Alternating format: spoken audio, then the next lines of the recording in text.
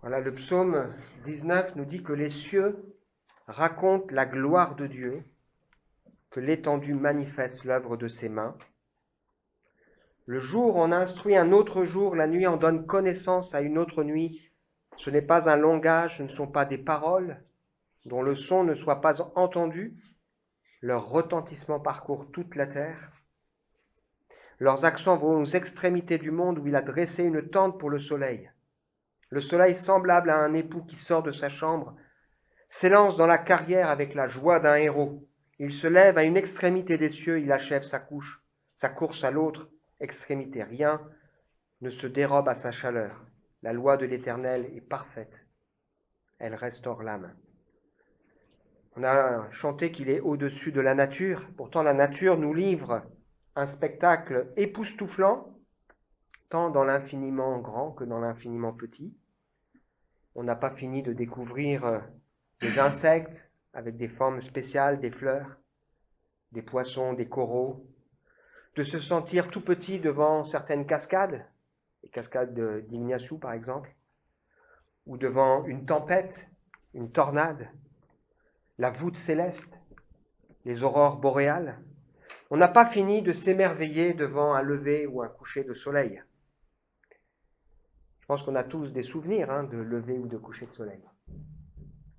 J'ai particulièrement deux souvenirs. Un jour sur les dunes de Tréléverne en Bretagne, on était avec les enfants et on échangeait en se disant le jour où ce sera un peu compliqué, rappelons-nous cette belle image. Je me souviens, il y a 3 ans, on était allé avec Grace et Théophile sur les dunes du Pilat pour voir 3 ou 4 ans, un coucher de soleil. Il y avait plein de monde qui était là pour voir ce moment particulier. Les gens sont capables parfois de se lever tôt, de marcher longtemps pour monter et pour voir quelque chose, un spectacle éphémère mais d'une éclatante beauté, qui nous introduit bien le sujet de ce matin, puisque nous allons parler effectivement de l'Ascension, puisque c'est le week-end de l'Ascension. On va faire une petite pause dans notre partage au sujet de la vie de David, pour nous concentrer donc sur cette fête particulière du calendrier qui nous invite à regarder vers la personne de Jésus. Les évangiles se terminent en nous expliquant qu'il est monté au ciel. Par exemple, l'évangile de Luc, Jésus a conduit ses disciples à Béthanie, ayant levé les mains, il les bénit, et pendant qu'il les bénissait, il se sépara d'eux et fut enlevé au ciel. Pour eux, après l'avoir adoré, ils retournèrent à Jérusalem avec une grande joie. Ils étaient continuellement dans le temple, louant et bénissant Dieu. Un événement unique, incroyable, impressionnant, pourtant raconté avec une grande sobriété, parce que l'essentiel n'est pas là. Et puis le même auteur de l'évangile de Luc, qui a écrit le livre des Actes des Apôtres, qu'il a adressé l'un et l'autre à Théophile, pour qui il voulait qu'il ait une foi saine, dit « J'ai parlé, Théophile, dans mon premier livre, de tout ce que Jésus a commencé de faire, et d'enseigner dès le commencement jusqu'au jour où il fut enlevé au ciel, après avoir donné ses ordres par le Saint-Esprit aux apôtres choisis. Il fut élevé pendant qu'ils le regardaient, une nuée le déroba à leurs yeux. Comme ils avaient les yeux fixés vers le ciel, pendant qu'ils s'en allaient, 2 hommes vêtus de blanc leur apparurent et leur dirent « Hommes galiléens, pourquoi vous arrêtez-vous à regarder au ciel ? Ce Jésus qui a été enlevé au ciel du milieu de vous reviendra de la même manière. » La question pour nous ce matin, c'est est-ce que nous le croyons ? Est-ce que nous croyons qu'effectivement, il était avantageux pour nous que le Seigneur Jésus s'en aille ? Et est-ce que cet événement bouleverse nos vies ? L'Évangile, c'est un message qui doit nous bouleverser. C'est un message qui doit changer notre manière de comprendre le déroulement de l'histoire du monde. C'est un message qui doit changer mon regard sur Dieu, qui doit changer ma façon de vivre, ma façon de raisonner. Probablement aussi le regard sur moi-même, sur la vision des événements que je traverse, faciles ou difficiles. Change tout dans mon espérance, sur ma relation avec l'autre. Voilà pourquoi nous avons introduit ce culte avec ce passage d'Hébreux qui nous dit que Dieu nous parle par le Fils, établi héritier de toutes choses, le reflet de sa gloire, l'empreinte de sa personne, assis à la droite de Dieu. Le nom au-dessus de tout nom. C'est pour ça aussi que nous avons tout à l'heure lu ce texte où Paul fait cette prière. Il prie que les yeux du cœur des gens d'Éphèse soient illuminés pour qu'ils réalisent tout ce qui s'attache à son appel. L'infinie grandeur de sa puissance, le glorieux héritage, cette puissance extraordinaire en notre faveur, nous qui avons placé notre confiance en lui, qui a fait qu'il a conduit Jésus au-dessus de toute autorité, de tout nom qui peut être nommé. Il a tout placé sous ses pieds, il lui a donné toutes choses, il a donné pour chef suprême à l'Église. Qui est Jésus pour toi? Qui est Jésus pour nous? Il y a une différence dans la réponse que font les disciples dans les premiers chapitres des évangiles et par la suite. Pourtant, au début, André, quand il rencontre son frère, lui dit « Nous avons trouvé le Messie, le Christ ». Mais plus tard, lorsque Jésus pose cette question « Qui dit-on que je suis ?» et que Pierre répond « Tu es le Christ », ça n'a pas le même sens. Parce qu'entre-temps, quelque chose s'est passé dans son cœur. Il dit la même phrase, mais elle n'a pas le même sens. D'ailleurs, Jésus dira que ce n'est pas la chair et le sang qui lui ont révélé cela, mais son Père qui est dans les cieux. Et on sait que Pierre dira un peu à un autre moment, ou au même moment, il dira « Seigneur, mais à qui irions-nous? Tu as les paroles de la vie éternelle. » On peut dire « Il est le Christ », mais on peut dire aussi « Il est le Christ », avec quelque chose qui bouleverse mon cœur et ma vie. C'est-à-dire avoir réalisé qu'il est pleinement celui que Dieu a envoyé pour moi, pour me sauver, pour mon salut, pour me donner la vie. Il est celui que Dieu a envoyé comme réponse aux problèmes de l'humanité. Il est ce Jésus qui veut dire Dieu sauve. Et il y a une différence entre dire oui, je crois en Jésus et oui, je crois dans mon cœur, dans ma vie en Jésus-Christ. Comme il y a une différence entre dire oui, je crois qu'il est vivant, qu'il est ressuscité, et comprendre, réaliser effectivement l'ascension du Seigneur Jésus.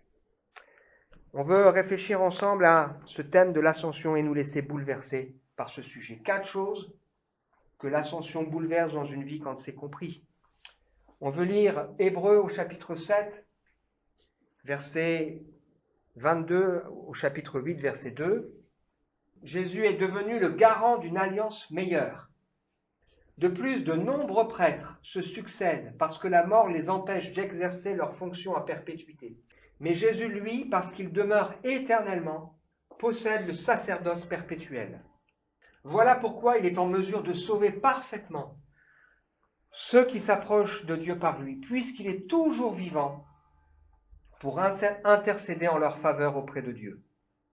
Jésus est donc bien le grand prêtre qu'il nous fallait. Il est saint, pleinement innocent, indemne de tout péché, séparé des pécheurs, et il a été élevé plus haut que les cieux. Les autres grands prêtres sont obligés d'offrir chaque jour des sacrifices, d'abord pour leurs propres péchés, ensuite pour ceux du peuple. Lui, il n'en a pas besoin, car il a tout accompli une fois pour toutes, en s'offrant lui-même. Les grands prêtres institués par la loi sont des hommes marqués par leur faiblesse. Mais celui que Dieu a établi grand prêtre par un serment solennel, prononcé après la promulgation de la loi, est son propre Fils. Il a été rendu parfait pour toujours. Or, voici le point capital de tout ce que nous sommes en train de dire. Nous avons bien un grand prêtre comme celui-ci, qui siège dans le ciel, à la droite du trône du Dieu suprême.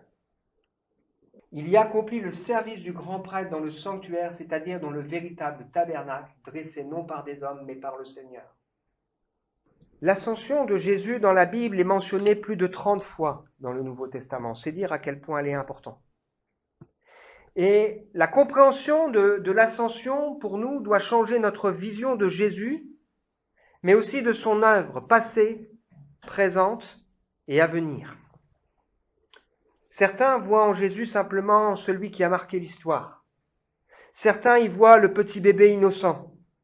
Certains y voient simplement celui qui meurt sur une croix. Mais nous comprenons ici que c'est beaucoup plus. Aujourd'hui, la Bible nous dit qu'il est non seulement vivant, mais qu'il est assis à la droite de Dieu, assis à une place d'honneur et de puissance. C'est un point capital. Être à la droite d'un roi, c'était quelque chose de glorieux.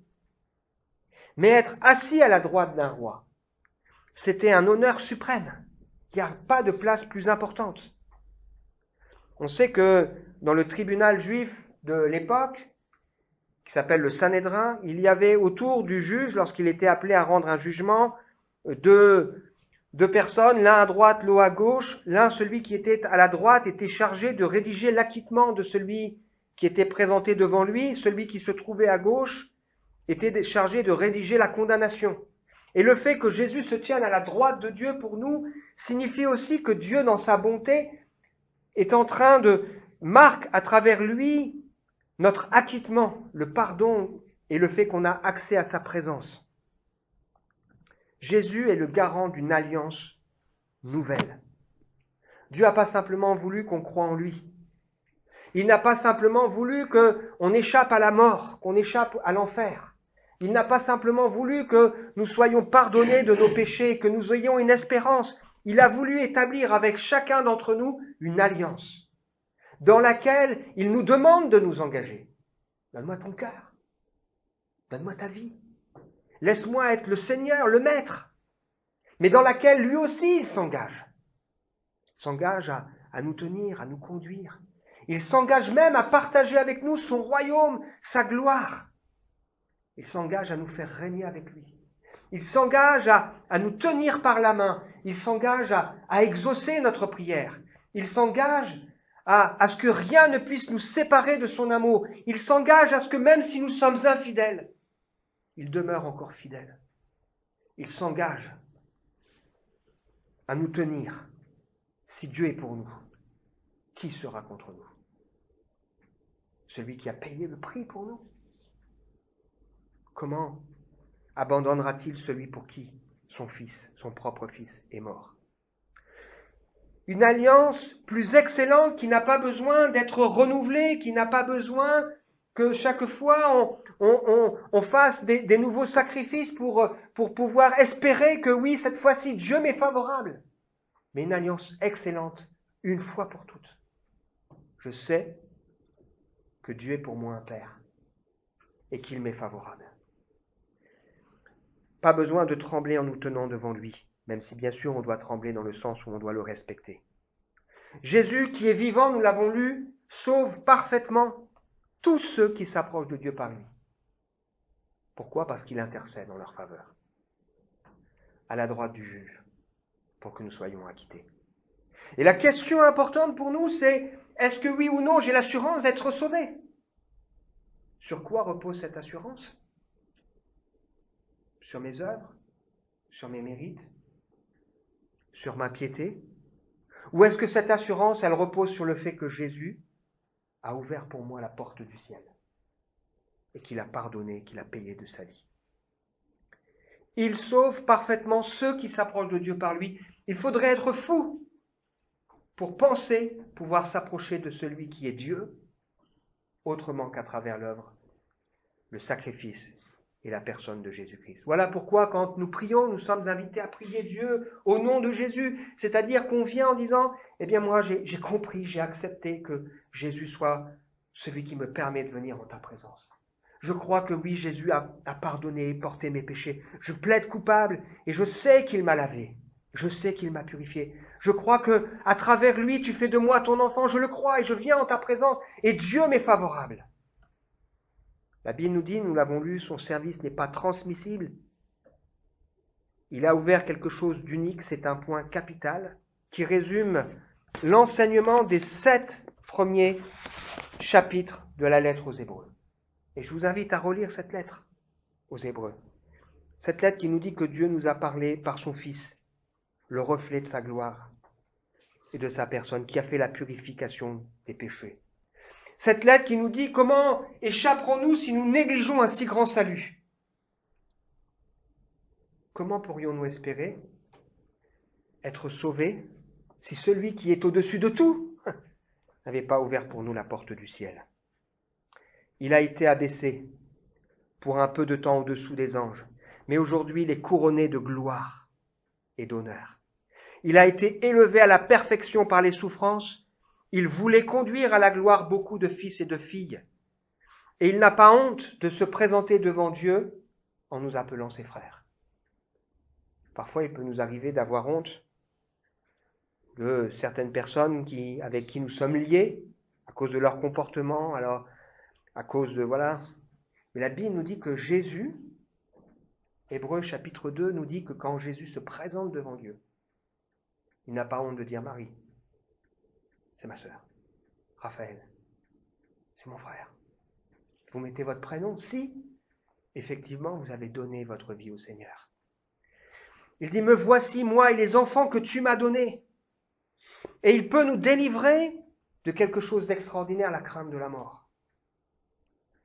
C'est pour ça que la suite de l'Hébreu nous dit, aujourd'hui, si quelqu'un entend sa voix, qu'il n'endurcisse pas son cœur, mais qu'il entre dans le repos de Dieu. Le repos de Dieu, c'est le fait de se dire, je sais maintenant voilà où je vais, j'ai cette espérance, j'ai cette assurance. Je peux me reposer sur toi, Seigneur. Ça ne veut pas dire que j'ai plus rien à faire. Mais je peux avoir la paix parce que tu tiens ma vie, tu tiens mes mains.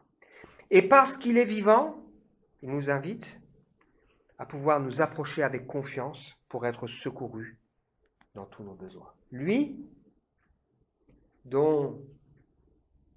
qui est comme une épée qui vient pénétrer au cœur, qui dévoile les sentiments de nos cœurs, qui connaît tout parfaitement, qui juge les sentiments et les pensées du cœur, tout est à nu et tout est à découvert. Il nous garantit un salut éternel. Il a inauguré pour nous une espérance qui est comme une encre sûre et solide de l'âme qui pénètre au-delà du voile. J'aime cette image de l'encre parce que j'imagine que c'est comme une barque qui est ajoutée parfois, mais l'encre elle tient et elle ne bouge pas.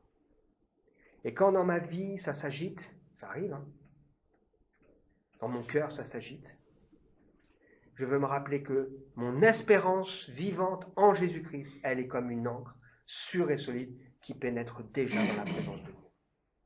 Parce qu'il a ouvert pour nous l'accès à la présence de Dieu.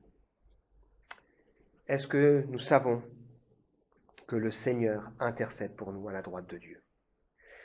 Il a pénétré dans un sanctuaire qui n'a pas été réalisé par les mains humaines. On sait que dans la Bible, le tabernacle puis le temple, ce sont des constructions importantes. Pourquoi? Parce qu'elles étaient l'image de ce qu'il y avait dans le ciel, qui nous montre qu'il y a ceux qui peuvent accéder juste au parvis, il y a ceux qui ont le droit d'aller dans un lieu qu'on appelle le lieu saint, et puis il y avait une personne qui avait droit une fois par an d'accéder au lieu très saint.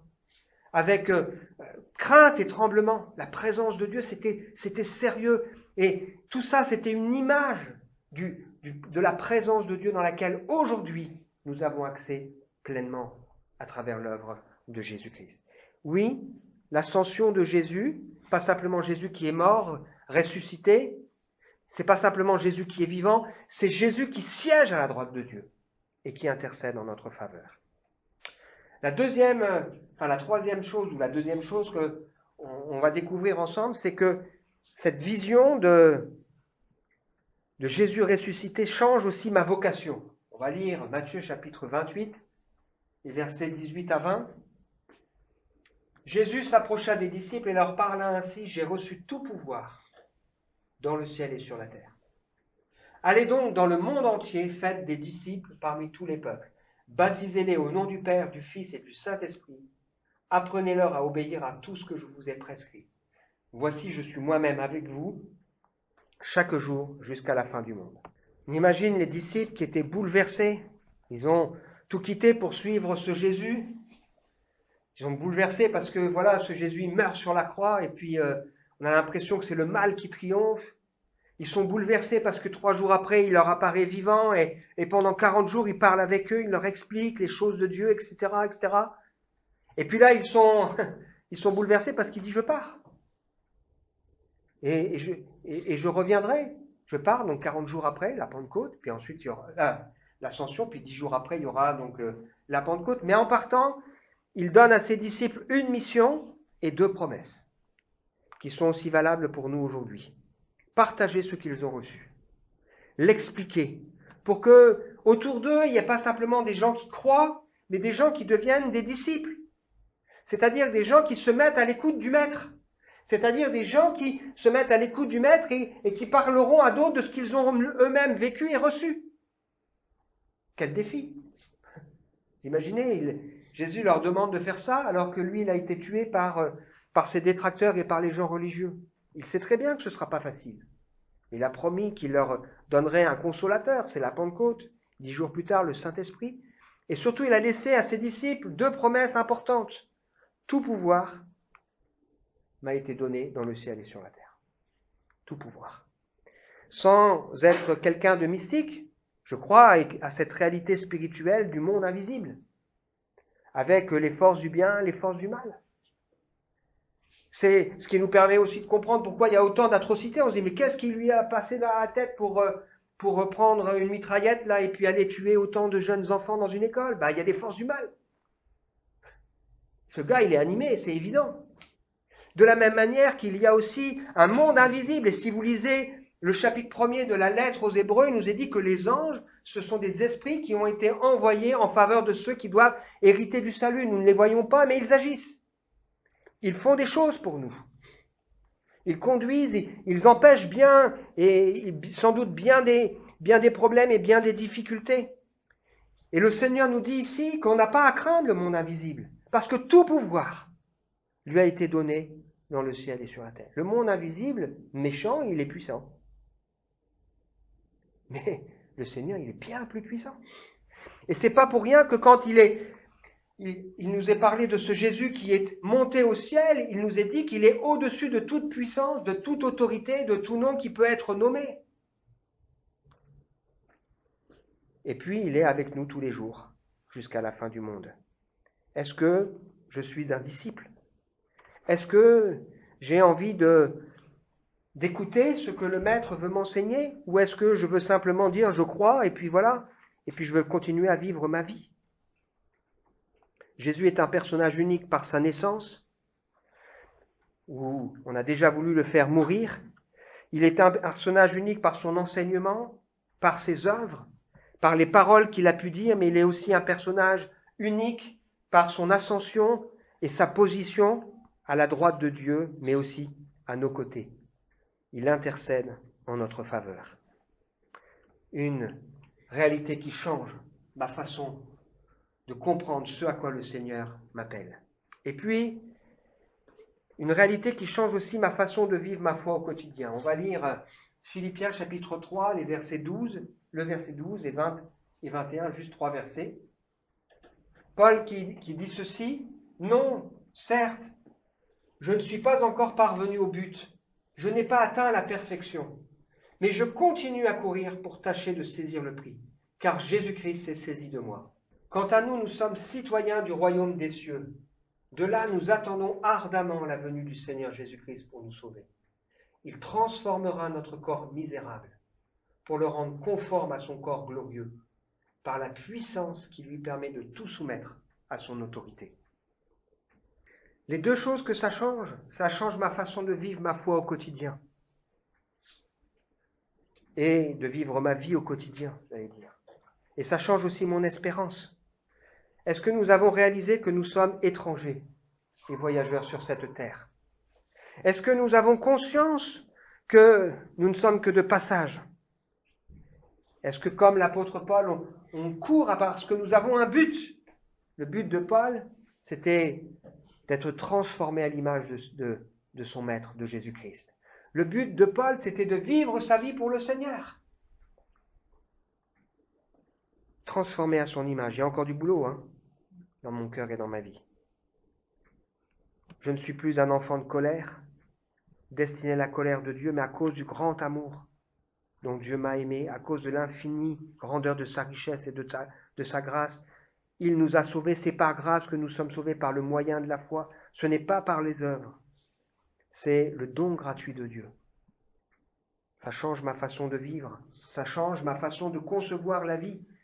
Remarquez combien les gens aujourd'hui, dans le culte du corps, passent du temps à s'entretenir, passent du temps à veiller à cet emballage, alors que nous sommes appelés à nous revêtir un jour d'un corps glorieux pour lequel nous sommes aussi investis, appelés à investir, à un royaume différent. Jésus qui a ouvert pour nous un chemin et qui nous a dit, voilà, cherchez premièrement son royaume et sa justice, parce que Dieu a décidé de partager avec nous ce royaume. Il m'accompagne et il m'associe à son triomphe. Et si ce Jésus, il est assis dans les cieux, par moments il se lève. Et nous voyons Étienne, lorsqu'il est sur le point d'être lapidé à cause de sa foi, premier martyr chrétien, on trouve dans le livre des Actes, il s'endort, il voit le ciel ouvert et Jésus debout, à la droite de Dieu, prêt à l'accueillir. Notre espérance, c'est que ce Jésus qui est parti reviendra de la même manière qu'il est monté au ciel. Lorsqu'il a partagé avec ses disciples le dernier repas, il leur a dit que votre cœur ne se trouble pas. Vous croyez en Dieu, croyez aussi en moi. Il y a plusieurs demeures dans la maison de mon Père. Je vais vous préparer une place. Et lorsque j'en serai allé, que je vous aurai préparé une place, je reviendrai, afin que là où je suis, vous y soyez aussi. On va lui poser la question, mais où vas-tu? On n'en sait pas le chemin. Comment pourrions-nous? Je suis le chemin, la vérité et la vie. Nul ne vient au Père que par moi. Est-ce que nous avons cette espérance? Notre vie n'est que de passage. Est-ce que nous avons cette espérance pour notre avenir éternel? Notre espérance, ce n'est pas seulement une autre vie. Ce n'est pas seulement la présence de Dieu renouvelée à notre égard. Ce n'est pas seulement la fin de tout ce qui nous fait souffrir, la consolation, le fait de revoir ceux qui nous ont précédés dans la foi. Mais notre espérance est une transformation totale de notre vie où nous sommes appelés à vivre et à régner avec lui. À celui qui vaincra, je le ferai asseoir avec moi sur le trône. Jésus qui est le chemin, la vérité et la vie. On termine ensemble avec cette image qu'on a eue au départ avec ces gens-là qui regardent le lever du soleil ou le coucher, mais on va imaginer que c'est le lever du soleil. Cette question, qui est Jésus pour moi? Pas simplement qu'est-ce que je sais sur lui, mais qui est-il pour moi? Il y a une différence entre dire Jésus est le Christ et dire Jésus est le Christ. Il y a une différence entre dire le Seigneur Jésus et de dire le Seigneur Jésus. Il y a des choses qui sont que des mots et il y a des choses qui sont des réalités parce qu'elles ont bouleversé mon cœur et ma vie. Il y a une différence entre dire Jésus est mort pour les péchés ou mes péchés, et de dire ouais, le Seigneur il est mort pour mes péchés. Il est vivant. Il a ouvert pour moi le ciel. J'ai accès à sa présence. Est-ce que son ascension change quelque chose pour ma vie au quotidien? Lorsque je prie, lorsque je m'approche de Dieu, lorsque je pense à ma position devant Dieu, est-ce que ça change quelque chose dans mon quotidien? Est-ce que ça change quelque chose dans ma façon de vivre les épreuves, de considérer les événements, de me rappeler qu'il est souverain et qu'il est Seigneur? Quel est le sens de ma vie? Et qui est à mes côtés chaque jour? Est-ce que je cherche en lui mon secours dans mon quotidien? Je prie que le Seigneur illumine les yeux de mon cœur, de notre cœur, pour qu'on réalise l'espérance qui s'attache à son appel, son héritage glorieux et sa puissance extraordinaire. C'est quoi ton espérance? C'est quoi mon espérance? Je vous invite à vous recueillir et à prier.